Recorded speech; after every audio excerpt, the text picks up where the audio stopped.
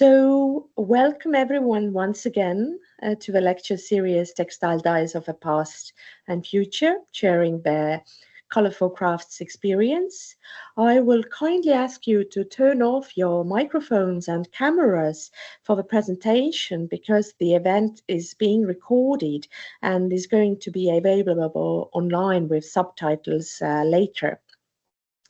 And today I proudly present Deb Bamford from the University of Leeds School of Design. And she's a doctoral researcher. Her research interests include history of dyes, dyeing, mordanting and textiles, and her thesis title is Investigations to Improve the Mordanting Process for Natural Dyes on Cotton and Wool using aluminium salts or alternative biomordants. Today she is presenting about the mordants and mordanting processes. So the floor is yours, Deb Bamford. Thank you very much, Curtin. I'll share my screen, shall I? Yes. Right.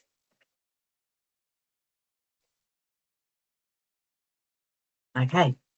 Everybody see that? Are we happy with that? Yes. Yep. Yes, we are happy with that. Okay. Thank you very much. Thank you, Curtin, particularly for inviting me to present here on my favourite subject. I'm a little bit passionate about natural dyes. Oh, if I go too fast for everybody, please say so, because I can get a little bit excitable when I'm talking on my favourite subject. So, yeah, see, it never works when you think it's going to. Let's try that. Just to introduce myself a little bit more, just so you have a bit more knowledge of me, I've had my own natural dyeing business for about the past 35 years or so. I usually describe myself as a medieval dyer because I work principally with the historical dyes and in the reproduction of textiles from different periods of history. The recipes I follow are not particularly environmentally friendly, so I have created my own version of many of them, and in doing so, earned myself a Green Achiever Award, for my practices. In 2016, I was contacted by a carpet company in the UK. They hold the archive for one of the most important carpet manufacturers in Britain, called Colour4CRAFTS. The archive dates back to the early 1800s, so they invited me into their dye house, commercial dye house, to see if we could produce naturally dyed versions of the patterns if customers were interested in that option. This, of course, raised more questions. COVID hit, and so I decided to contact Professor Carr at the University of Leeds to see if there would be a chance of doing serious research on the way we use mordants. Can we improve the methods and quantities in industry? Luckily, Colour4CRAFTS project made this possible. So, I don't know, is it going to work or not? Oh, yes, right. So, hopefully, what we're going to be covering in this webinar is I plan to tell you a bit of my view of natural dyes and where mordants fit into the process. A bit of the history around mordants, current common usage with some recommendations from me along the way, what I feel are potential environmental issues with using natural dyes and mordants, and hopefully you'll also get a feel for how much I love these dyes. They are very special. So let's start with natural dyes. I'm sure you all know this really, but a quick resume. Natural dyes are plants like the ones you can see in the picture. Weld, the oldest known yellow, along with Dyer's greenweed and Dyer's chamomile. Madder, the oldest known red dye, fabulous colour. It's the roots we need to get the dye, and it's my absolute favourite dye to work with. Then there's cochineal, a little insect living on the prickly pear cactus. There are some fabulous fungi colours, and lichens also can give us colour. But in different parts of Europe, it isn't recommended to take lichen, only where they're really prolific. So, having said what I've just said, what do we actually mean by natural dyes?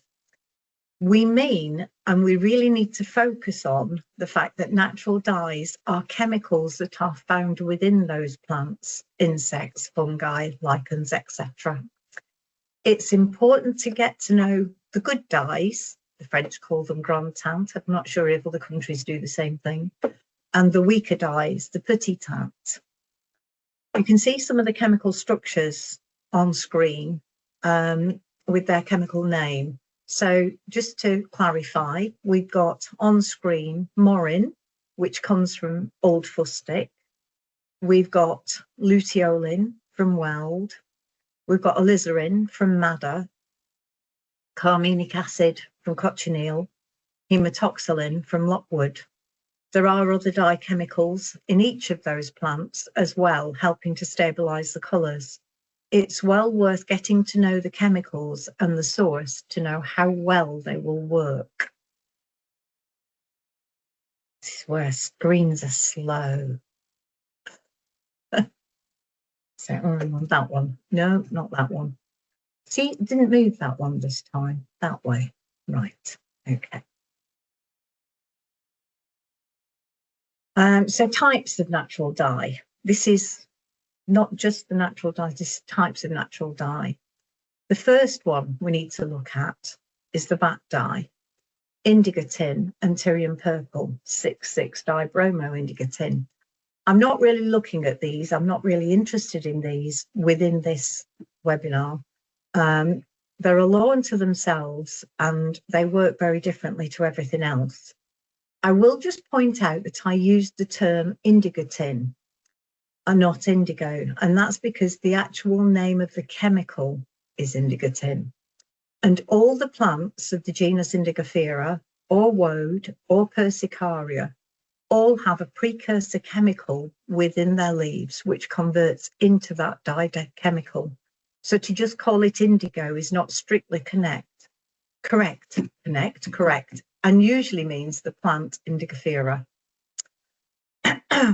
So next we have substantive dyes. These are the ones that can fix themselves. They have a natural affinity to the fibres, and in general, they have tannin as part of their chemical structure and colouring matter. Kutch and pomegranate, walnut are all substantive dyes. The largest group of dyes, and the ones we are concerned with, are the adjective dyes, the ones that need something else added in to help them to fix to the fibres. So we've got madder, weld, dyer's broom, logwood, cochineal. They all need something else on the fibre to help them to fix. The general term for that bonding chemical is a mordant. So what is a mordant? The word mordant comes originally from the Latin word mordere, meaning to bite.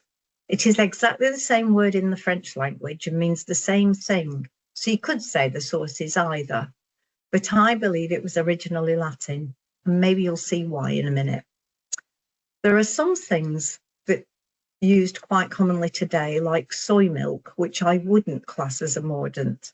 I think of it as a binder because it doesn't penetrate into the fibres, but forms a coating on the surface of the dye that they can bind to.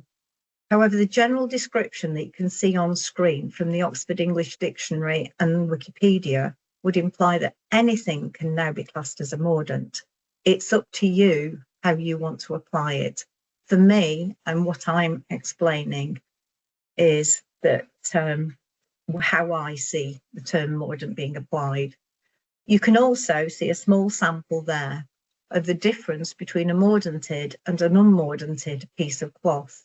The dye take-up on the right-hand side of the screen of the piece of cloth there is mordanted, and the one on the left isn't. So you can see there's quite a difference between the strength of the dye on the fibre. And the dye's madder, just in case you're wondering. So continuing the question of what is a mordant, I consider that mordants are metal salts.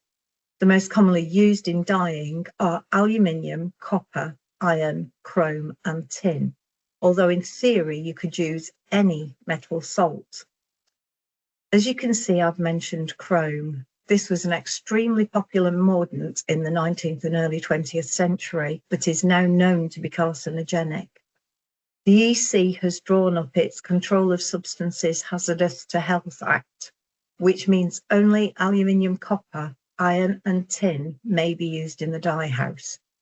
Many feel that copper and tin should also be taken out of use. However, the quantities required are so minimal it isn't considered necessary. Well, as yet.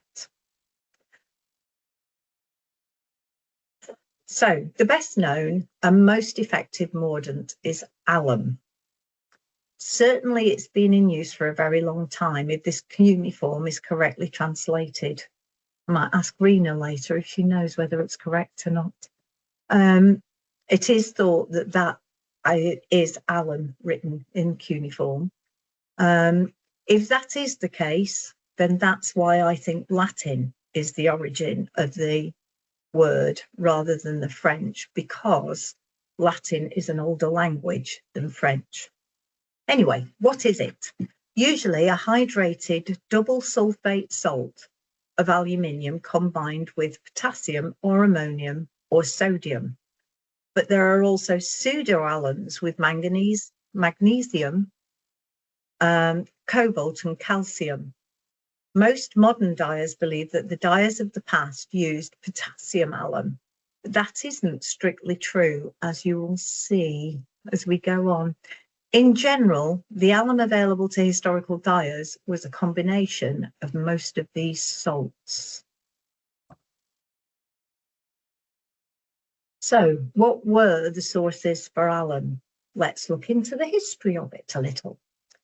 Pure crystals could be found, very rare, but also other astringent chemicals could also be substituted, like natron. It wasn't until the octahedral crystals were recognised as alum that the dyers were sure of what they were using. Have you ever made an alum crystal? If not, I suggest going to the lab and having a go. It's great fun. Bit of string into a solution and then let the liquid evaporate off and you'll get the crystals forming on the string. It's really interesting to watch them form. Many of the historical recipes call for roach alum, which came via Italy, hence the Italian map. The control of its trade was in the hands of the Pope. In England in particular, we had a huge problem during the 16th and early 17th century because our king, Henry VIII, decided he'd split off from the Roman Catholic Church. And when he married Anne Boleyn, we lost our access to the Roman alum and had to devise a way to make our own. Actually, there was a view that we lost our ability to dye because we know that a dyer called Martin Hubblethorne was sent to Persia to learn how to dye again using their methods. I have a book here. I could read you the letter later. There's a letter from Richard Hakluyt confirming his being sent. So, English alum. At the start of the 17th century, Queen Elizabeth I commissioned various people to try and find a UK source for alum. And an industry was set up in the Robin Hood's Bay area of North Yorkshire, with miners from the Tolfa Hills in Italy being persuaded to come over to teach the English workers the process. The rocks were mined and then burned in a clamp like charcoal. So brushwood at the bottom, and then the alum rocks were placed all around that, and then sods of earth over the top to keep it smouldering inside. And it was set light, the brushwood was set alight, and then it burned for around 8 months. And when it had finished burning, the rock went red. So you can see in that image that there is red rock there. That's Ravenscar Works in North Yorkshire. And so when it had burnt, it all went red. And when it's gone red, it meant that all the oils had burnt off and that the aluminium and other mineral salts within the rock were now soluble and could be washed out with water. The resulting solution was put into a holding tank. And in this picture, you can see the red rock. So it made a complete hodgepodge solution, which was then put into a holding tank. And it was then, it had burnt seaweed for potassium, stale urine for ammonia. Everything was thrown into this liquid. And then the liquid was put into something called a roach, which is that big barrel thing that you can see there. That's a roach, hence the reason it's called roach alum. And the solution was left to evaporate, and the water all disappeared and the crystals were allowed to form. That was Dyes alum from history, and it went right the way through to the 19th, almost to the 20th century in the UK, and I believe it continued even further in Sweden. I think they used the same method, but they had the same, they continued much longer. So I don't know that you'd actually call Dyes alum potash alum. It's hodgepodge alum to me. How is alum produced today? Well, it's now a fully industrial chemical process and pure salts are made. Aluminium sulfate is the key product, which is made by reacting aluminium hydroxide with sulfuric acid in a highly exothermic process. In principle, bauxite, which is the most common ore containing aluminium, is finely ground and then mixed with liquid sulfuric acid in a large reactor. This is then heated and stirred for several hours. The solution is allowed to settle, which removes any impurities there may still be. And then the solution is then concentrated through evaporation, and the aluminium sulfate cake is then ground to the required grade. To make the potassium aluminium sulfate, the above process is then extended at the solution stage by mixing in potassium sulfate. The combined solution then has the water evaporated off, with the resulting crystals being filtered, washed, and then dried. Any filtrates can then be added back into the process. Ammonium aluminium sulfate is made by treating the above made aluminium sulfate with ammonia under very carefully controlled conditions. This precipitates out the ammonium aluminium sulfate. All the above compounds are as pure as we can get and much more controlled than those produced historically. Are there any environmental impacts? Well, that's the key question for these days, isn't it? So let's have a look. For the workers, well, they're having to deal with sulfuric acid, poor things. It's highly corrosive and considered a danger to the handlers. If any of the acid leaks, then there is the obvious danger to aquatic life and fish. It's a very highly energy intensive process, heating for drying and concentrating of the solutions to form the crystals. So obviously there's the carbon dioxide cost of fossil fuels being burnt to produce the heat. Wastewater must be monitored very carefully for effluents. Sulfates and aluminium ions are harmful if they're discharged untreated. So let's look at alternatives. What about bioaccumulators? Could they be a solution to making the alums? There are certain plants around the world that can accumulate aluminium from their environment, usually from acidic or metal contaminated soils or waters. These are known as bioaccumulators. For Europeans, particularly Vikings and early Middle Ages dyers, they were known to have been using lycopods, lycopodium plants, club mosses, for their accumulated aluminium. There's evidence that it was used in York when they did the Coppergate finds for us in the UK. They're now protected species in England, but still readily available in Scandinavian countries. The modern plant to use is Simplicos from Japan and tropical areas.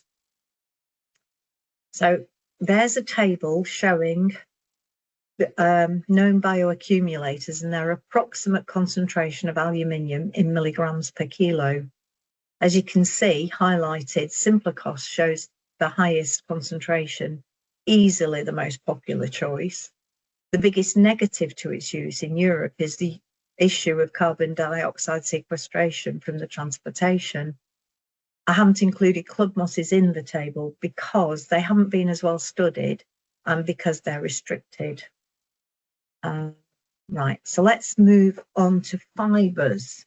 I'm sure everybody knows this, but in general, natural dyes only work on natural fibres. So protein fibres like wool, silk, alpaca, etc., or cellulose fibres like cotton, flax, hemp, jute, bamboo. I'm sure you can all think of more. But it's not strictly true to say that, because man-made reconstituted fibres with a cellulose base like viscose rayon or bamboo would work as well. And if you look at the screen, they're my neck curtain bags, and they're made from nylon, and they're dyed with madder because I use them as bags to put my dye in when I'm putting them into a dye bath. And they've taken the dye and they've been washed and washed and washed, and that colour is not coming out, not for anybody. So let's look at the protein fibres. One of the things that you notice in modern dye books is the huge variety of recommended percentages of alum to use with protein fibres. Historically, up to 25% was used. Certainly my favourite madder recipe uses 25%. But understandably, the alum was much more adulterated, so difficult to predict the results. And yes, you always purchase from the same supplier. Now we have purer chemicals and can predict the colour which we receive much better. So one of the questions for my thesis was, which of the alums works best, and can we measure the effluent to know how much has gone into the fibre and how much is waste? You can see from the image that I did quite a large amount of sampling. It was 3 Mordants, 8 different percentages, 4 different types. I mean, it just went on, and I only did the experiment once, so I've got to repeat it yet before I can give a definitive answer. What I would say is the majority of modern dye books recommend too high an amount of alum. For industry, their effluent would not pass the strict regulations enforced, certainly not in the UK anyway. Protein fibres need the mordant bath to be acidic, so control of the pH is necessary, and a good knowledge of your water. Is it hard? Is it soft? What actually does it contain? Something you really need to think about when you're using natural dyes and mordants. Move on a bit. Cellulose fibres and alum. This is my pet. This is what I've done most of my work on. Working with cellulose fibres mostly. I've mainly worked with cotton as well, but I do love flax and hemp linen as well. Pre-treating the fibres with tannic acid or a natural tannin helps the alum to find more sites to bond to the fibre. It really can make a difference, so I highly recommend using the tannin beforehand. Alum is applied after the tannic acid at a higher pH than protein fibres. Sodium carbonate is used to make that change. Watch your mordant well, because if you look carefully at the second image, there, you can see a gloopy mass is forming. You don't want that in your mordant bath. It means it won't work. The alum has become stable and won't bond to the fibres. Another recommendation here from me is many modern dyers say you need to dung the fibres after mordanting. Dunging is a process where you pass them through a hot bath of calcium carbonate. And this is actually part of the Turkey red process, which is specific to madder and is a process that it takes a month and has loads of different processes to it. It is from that process and is not necessary for most of the other dyes. As I say it, it's a madder thing. So whilst we're on cellulose, I think it's very important to mention aluminium acetate. It's very popular with the eco printers of today, the people who are doing the leaf prints on fabric, and was actually introduced by the calico printers back in the 18th century for their block printing. I'm not a great lover of this mordant. I've always found it less effective than the traditional tannic acid alum method. It's certainly much more expensive to purchase as a made chemical, And if you make your own, the process of combining the aluminium sulfate with sodium or calcium acetate after you have applied the tannic acid is just making extra work, certainly not good for an industrial situation. You have to bear in mind here that I am looking at taking my original title. I'm looking at taking the processes into industry, but it would still apply to craft dyers. As you can see in the picture that I've put on the screen here, the top two are the tannin alum mordant. On the left-hand side, you've got madder. On the right-hand side, you've got cochineal. The bottom two are aluminium acetate mordant. And I do not think that their colour intensity is anywhere near as good. And doing a light fastness test on those fibres, they fade much quicker with the aluminium acetate. So I'm not happy with it, but that's my opinion. And I would always recommend that people go out and try their own methods as well. You may find that you prefer that. And if that's the case, I'm not going to say don't do it. I'm telling you what I find. I'll also mention here that I know that there are some new kids on the block, craft sales, the dyers have available to purchase aluminium lactate and aluminium triformate. I haven't really tried them. I haven't included them in my experiments as yet. I've had a little look at them, but I really have not got enough experience to give any view on them at all. So I'm just acknowledging their presence here, but hopefully I'll give them a try before next summer. I just wanted to, I'm sure there'll be people out there who have tried them, and I hope that, kind of we'll start getting some good feedback before long, but I will certainly be trying them at some point. At the start, I mentioned that we had other metal mordants. Briefly, I mentioned the iron, the copper and the tin were alternative metal mordants available. Iron and copper vessels were commonly used as dye vats in the past, and the metal would leach into the vat and influence the colour. Iron salts were used along with tannin to produce blacks, and if iron is added to a dye bath, the colour will be darkened or saddened. For cochineal, the colour is much more purple, and for logwood, a good black is formed. In fact, logwood black was used right into the middle of the 20th century. It was better than any of the synthetics that they came up with for a long time. Iron and copper also help with the fastness of the dyes. A fun experiment to try, if you can, is to use a stainless steel vessel and a tin-lined vessel. Old copper pans are great for this because they have a tin lining. You prepare your dye bath and then put half into each pan, half into the stainless steel, half into the tin lined copper. Add your mordanted fibres, best with protein fibres for this experiment.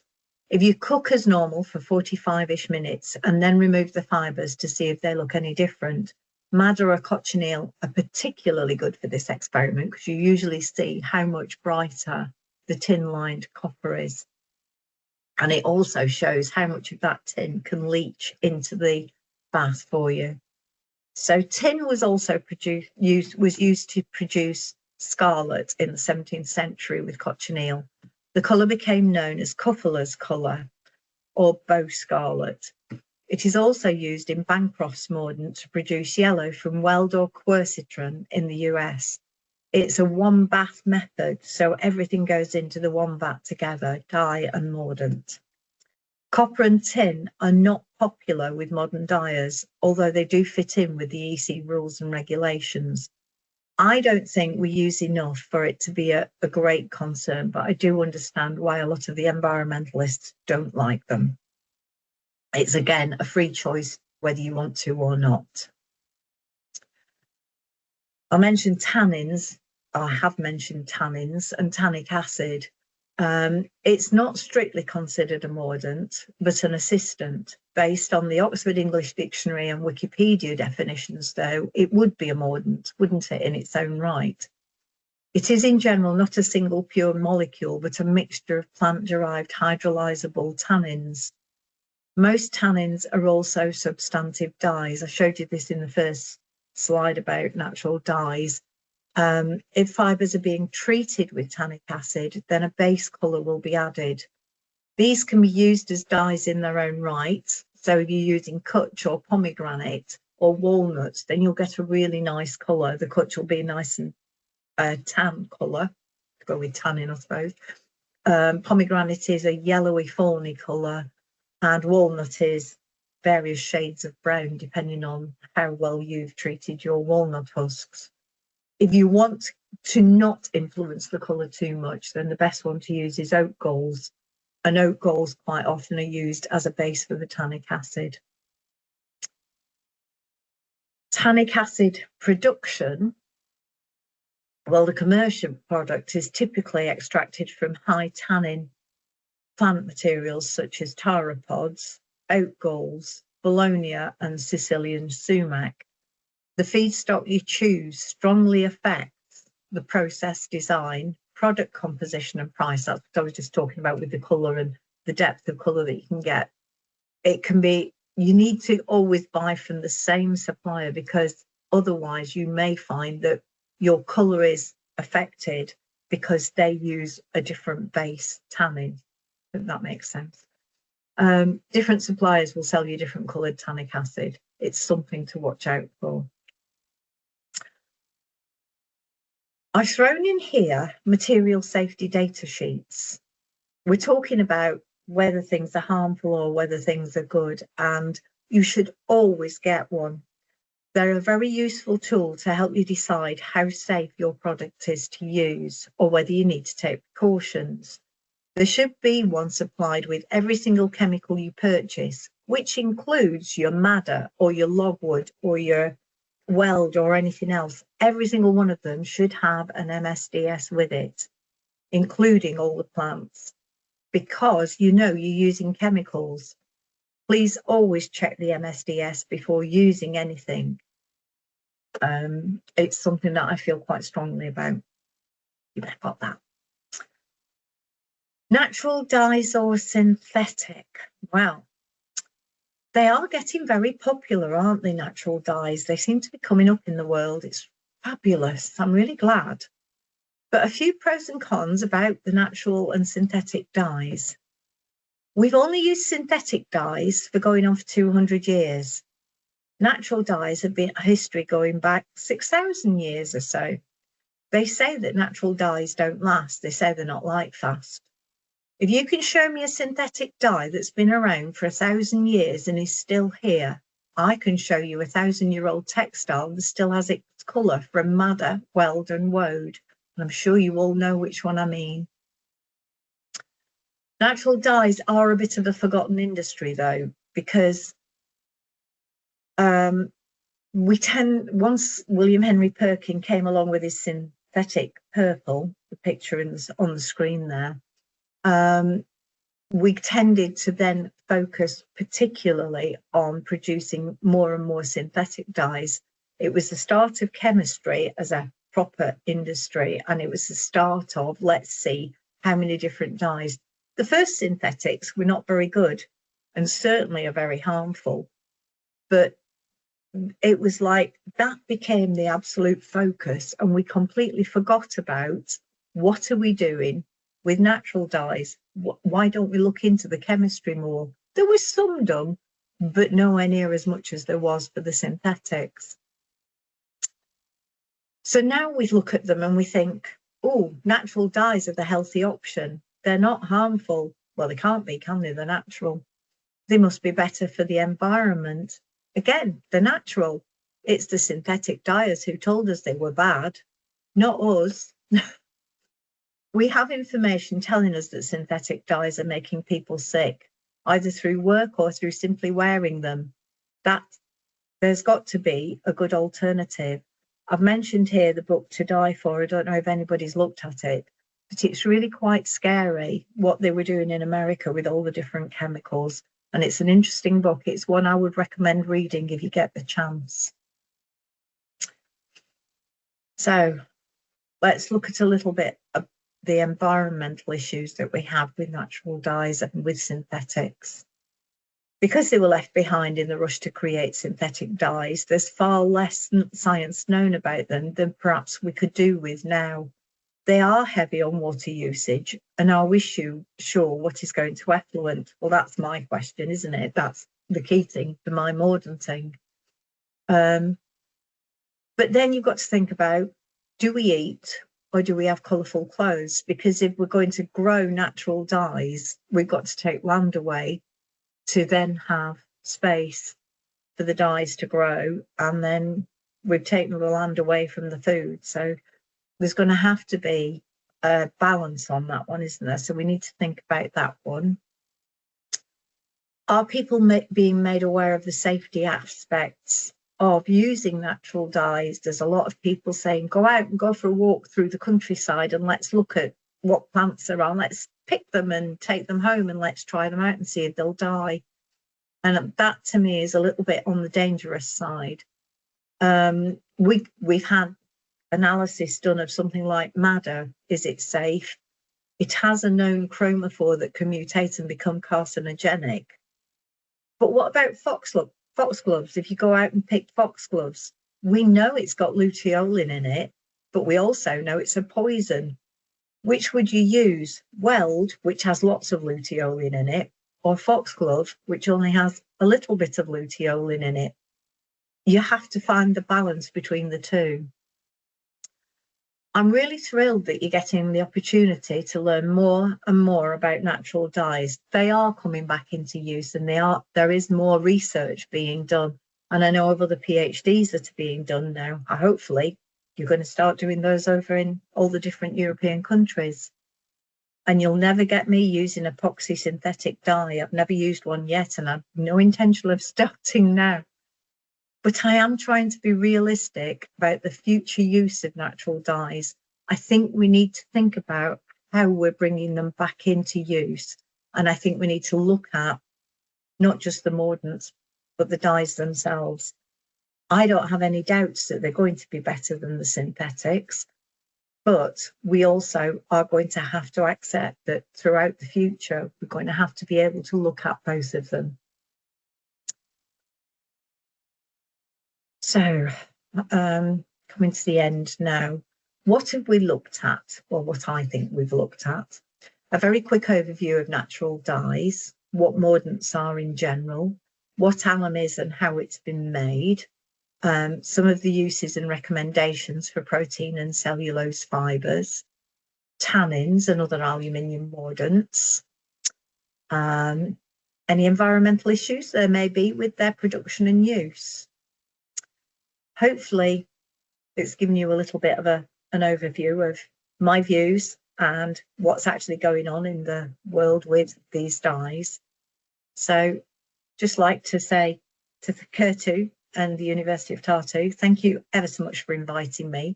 Thank you to my supervisors, Chris, Muriel and Peter, for their unstinting support and encouragement. I put here, they are absolutely marvellous. They are really supportive, as are all the Colour4CRAFTS team that I'm working with. It's really been fabulous.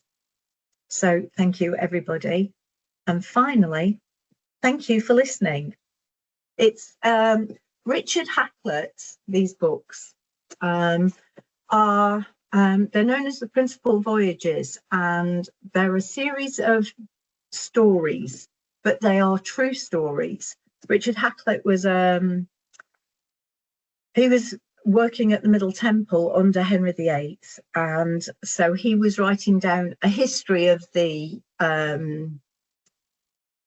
sailors and the important people in the UK at the time, and there's all sorts of interesting stories in here, but the letters that are in here are direct copies.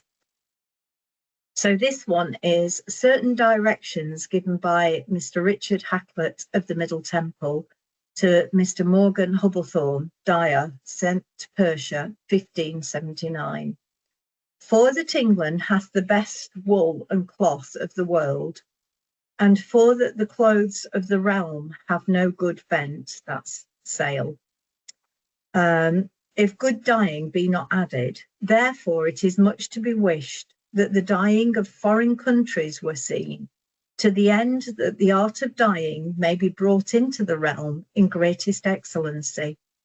For thereof will follow honour to the realm, and great and ample vent of our clothes, and of the vent of clothes will follow the setting of our poor on work, and in all degrees of labour in clothing and dyeing.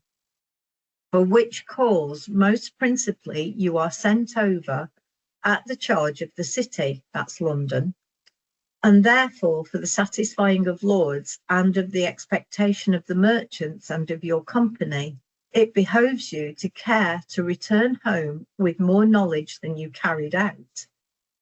The great dearth of clothes is a great let in the ample vent of clothes, and the price of a cloth for a fifth, sixth, and seventh part riseth by the colour and dyeing, and therefore to devise to dye as good colours with the one half of the present price were to the great commodity of the realm, by saving of great treasure in time to come. And therefore you must have great care to have knowledge of the materials of all the countries that you shall pass through that may be used in dyeing, be they herbs, weeds, barks, gums, earths, or whatever else. In Persia you shall find carpets of coarse thrummed wool, the best of the world, and excellently coloured. Those cities and towns you must repair to, and you must use means to learn all the order of the dyeing of those thrums, which are so dyed as neither rain, wine, nor yet vinegar can stain. And if you may attain to that cunning, you shall not need to fear dyeing of cloth. For if the colour hold in yarn and thrum, it will hold much better in the cloth. For that in Persia they have great colouring of silks, it behoves you to learn that also. For that cloth dyeing and silk dyeing have a certain affinity, and your merchants mind to bring much raw silk into the realm, and therefore it is more requisite you learn the same. In Persia there are that stain linen cloth. It is not amiss you learn it if you can. It hath been an old trade in England, whereof some excellent clothes yet remain, but the art is now lost and not to be found in the realm. They have a cunning in Persia to make in buskins of Spanish leather flower of many kinds, in most lively colours, and these the courtiers do wear there to learn which art were no harm.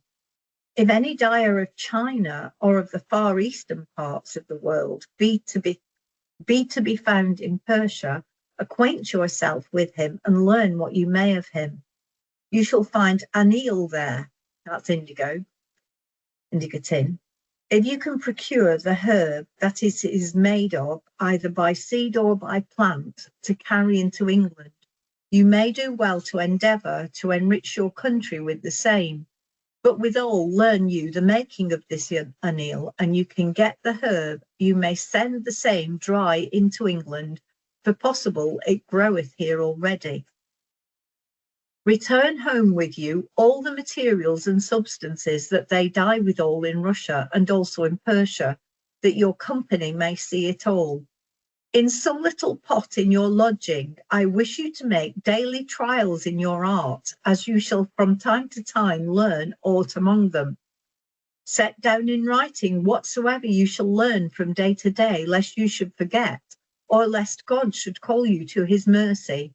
And by each return I wish you to send in writing whatsoever you have learnt, or at least keep the same safe in your coffer, that come death or life, your country may enjoy the thing that you go for, and not lose the charge and travel bestowed on this case. It's quite a strict undertaking that he's sent off for, but it shows that we did lose the skill, and thank you. So thank We you, did lose the Debbie. skill, and we needed to relearn it. And Exactly. that is an actual letter that was sent, and the man was sent. But I don't know whether we got any of the writings of the his when he came back. I haven't seen those at all.